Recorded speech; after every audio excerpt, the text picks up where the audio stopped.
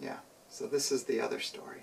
This is the bigger story. That's what it is. It's the story of who and what we are, what we're doing here. Right. And how we can, I mean, I don't like to get evangelical about it, but it's not saving the planet. It's just how can we move to the next level? How can we become I think maybe I guess I could get really esoteric, but I think that as humans we're nowhere near our potential. Right. You know, how can we make this really the conduit for more beauty, more connection, more everything? How can we become what the Creator, and by the Creator I think I just mean what we ourselves can aspire to. What is the highest thing that we can aspire to? Right. We haven't gotten anywhere near that.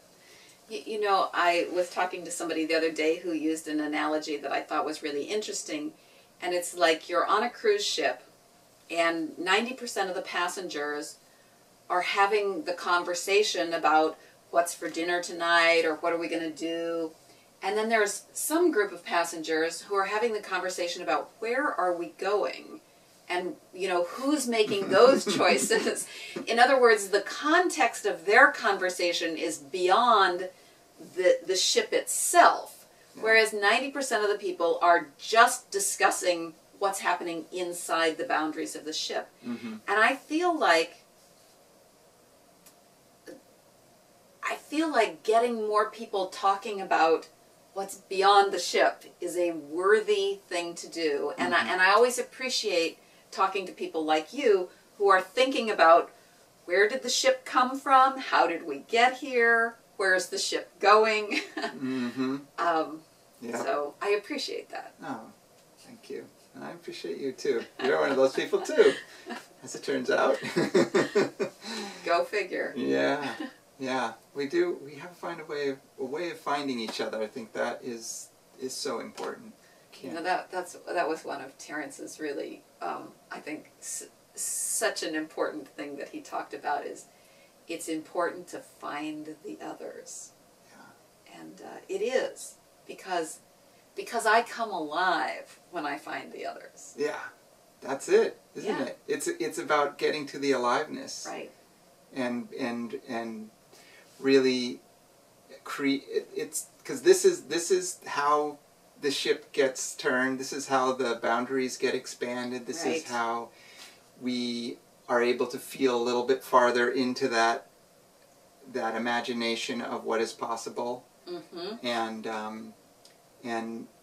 you know, it's interesting that, you know, it's nice to be very sort of philosophical, and I think it's very important to really push out onto those boundaries. But it's also important to also bring it down to earth, and so maybe just, and it's probably the harder, in a way, some way the harder question is what do we do? What can we do? And where does the rubber meet the road? I mean, is it just a matter of doing your daily practice of meditation and doing whatever you can do to reach just maybe one other person, and, you know, or are there ways that we can affect the direction of the ship in a greater way? And I think actually you put that's sort of what you were putting forth in your email. You know, it's like, what can we do?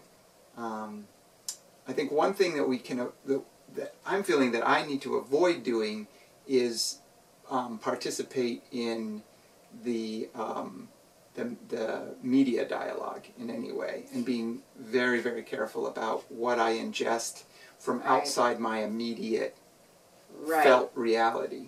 You know, I want there to be, you know, more freedom everywhere. Whatever's going on in the Ukraine, people are suffering. I want those people to feel empowered. You know, whatever's going on in all the different places in the world where people are really feeling the pinch of domination and control, I want those people to you know, feel that there is some groundswell under them that's gonna, you know. You know, I remember Terrence talking a long time ago about some epiphany that he'd had where he suddenly discovered that the world was being run by, you know, homicidal megalomaniacs. And he said, you know, it occurred to him that what we needed to do was very carefully deconstruct, you know, take this sort of ticking time bomb apart before it was too late.